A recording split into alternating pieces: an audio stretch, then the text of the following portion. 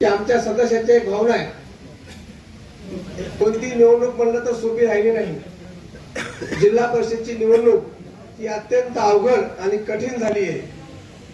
अशा परिस्थितीत आपण आम्हा सर्वांना भारतीय जनता पार्टीचं कमळ चिन्ह, पवित्र कमळ चिन्ह दिलं, त्याबद्दल आम्ही सर्वप्रथम आपले ऋण व्यक्त करतो।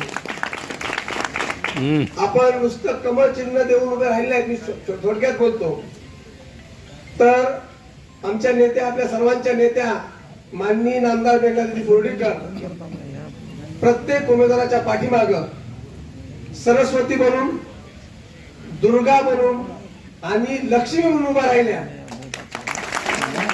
आणि या तिन्ही भूमिकेत जाऊन साथ दिल्यामुळं आम्ही सर्वजण या सभागृहात पोहोचू शकलो।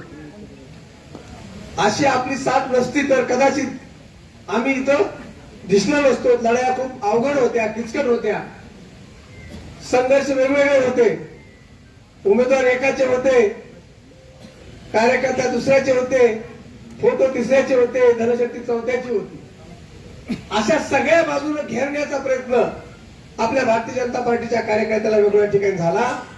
अशा संकटाच्या प्रसंगी साहेब आपण ठाम भूमिका घेतली आणि बरोबर राहिलात।